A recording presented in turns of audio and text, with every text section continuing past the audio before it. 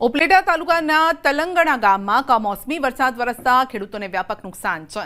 અચાનક પડેલા વરસાદથી ખેતરોમાં પાણી ભરાયા હોવાથી ખેડૂતોના મોઢે આવેલો કોળિયો છીનવાઈ ગયો છે। મગફળી, કપાસ, સોયાબીન સહિતના ઉભા પાકને વ્યાપક નુકસાન છે। ખેડૂતોની મહેનત પર પાણી ફરી વળ્યું છે। ખેડૂતો સરકાર સમક્ષ માંગ કરી રહ્યા છે તાત્કાલિક સર્વે હાથ ધરવામાં આવે અને જે પણ નુકસાની છે તેની સહાય જાહેર કરવામાં આવે। જો આ સહાય મળશે તો આગળનો રવિ પાક તે લોકો લઈ શકશે।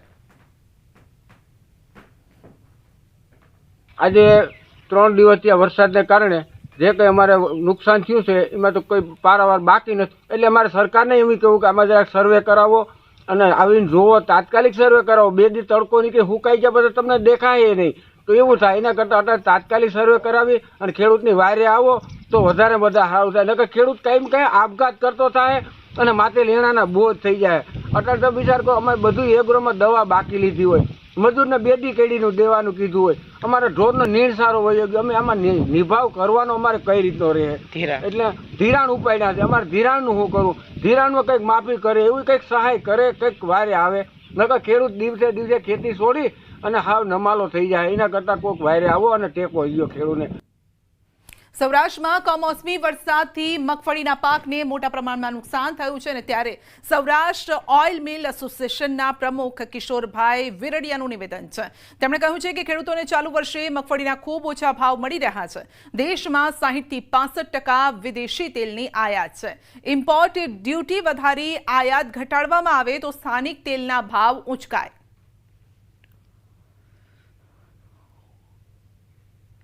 આ વરસાદની અંદર એવી કફોડી પરિસ્થિતિ થઈ ગઈ કે ખેડૂતોને શું કરવું એ પોતાને સમજાતું નથી। તો બીજા નંબરની અંદર ખેડૂતોને ભાવ મળતો નથી કે ભાઈ ઇમ્પોર્ટ તેલ એટલા બધા થઈ રહ્યા છે, અત્યારે 65, 68, 70% ઇમ્પોર્ટ કરી રહ્યા છે।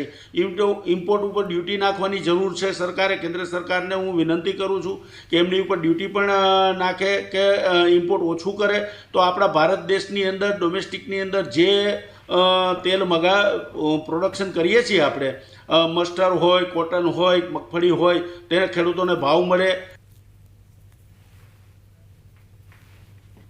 તો પાટણ કોંગ્રેસ ધારાસભ્યએ પીએમને લખ્યો છે પત્ર। ગુજરાતના ખેડૂતો માટે ખાસ કૃષિ સહાય પેકેજ જાહેર કરવા માટે આ પત્ર લખ્યો છે। ગુજરાતમાં ભારે વરસાદ વરસ્યો છે અને અત્યારે કમોસમી માવઠું પણ થઈ રહ્યું છે અને જેથી ગુજરાતના ખેડૂતો માટે જીવાદોરી સમાન પાકમાં ભારે નુકસાન છે।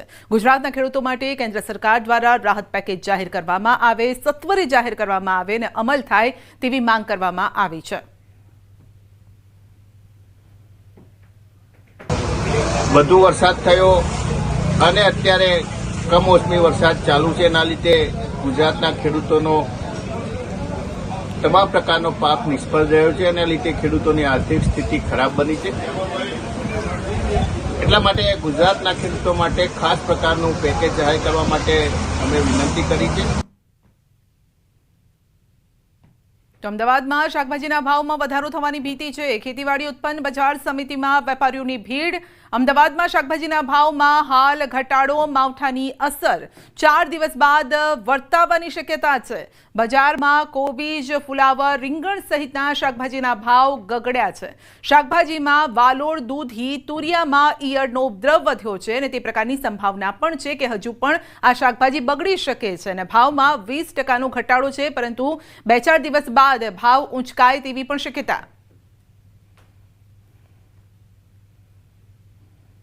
પણ જે રોજબરોજની જે શાકભાજી જે માર્કેટ યાર્ડોમાં આવે છે એના જથ્થા ઉપર હવે લગભગ 3-4 દિવસ પછી એની અસર વર્તાવાની ચાલુ થશે, પરંતુ હાલ પૂરતા જે શાકભાજીના જે ભાવો છે એ લગભગ માનો ને છેલ્લા 8-10 વર્ષના ખૂબ જ તળિયે છે। એટલે પ્રતિ એવરેજ શાકભાજી 8 થી 10 રૂપિયા કિલો છે। ખાસ કરીને જે ભીંડા 30 રૂપિયા કિલો છે, દૂધી 8 થી 10 રૂપિયા કિલો છે, કારેલા 8-10 રૂપિયા કિલો છે, ગવાર 30 રૂપિયા કિલો છે। એટલે એમ એકંદરે જોવા જઈએ તો જે શાકભાજીના ભાવો છે એ લગભગ સ્થિર છે અત્યારે। દિવાળીનું મિની વેકેશન પૂર્ણ થતાં લાભ પાંચમના દિવસે જૂનાગઢના માર્કેટિંગ યાર્ડમાં જણસીની આવક શરૂ થઈ છે અને શુભ મુહૂર્તમાં હરાજીની શરૂઆત કરવામાં આવી। માર્કેટિંગ યાર્ડ જણસીની આવકથી ઉભરાયું છે। માર્કેટિંગ યાર્ડમાં સૌથી વધુ સોયાબીનના 10,000 કટ્ટાની આવક થઈ છે। ખેડૂતોને માર્કેટિંગ યાર્ડમાં સારા ભાવ મળતા ખુશ છે। બીજી તરફ માવઠાની સ્થિતિને ધ્યાને રાખી તમામ વ્યવસ્થા કરવામાં આવી છે।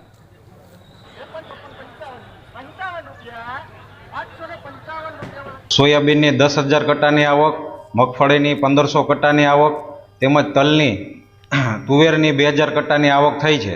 સોયાબીનના ભાવ હરાજીના સ્વરૂપમાં આજે 934 રૂપિયા જેવો ભાવ આવ્યો છે. આજે ખુલતી બજારમાં અમે સોયાબીન લઈને આવ્યા છીએ, તો ભાવ સારો મળ્યો. હરાજીમાં 934 રૂપિયા થયા અને અહીંયા વ્યવસ્થા પણ સારી છે અને ખેડૂતમાં કાંઈ ઉતરાઈ પણ લેતા નથી અને અહીંયા વરસાદનું ન પડે એની તકેદારી પણ રાખવામાં આવે છે. જુનાગઢ યાર્ડમાં મારા સોયાબીન નાખેલા હતા, તેના સારા ભાવ આવ્યા છે. 829 રૂપિયામાં વેચાણ થયું છે અને વ્યવસ્થા સારી છે. આજ શુભ મુહૂર્તમાં ભાવ સારા નીકળ્યા છે.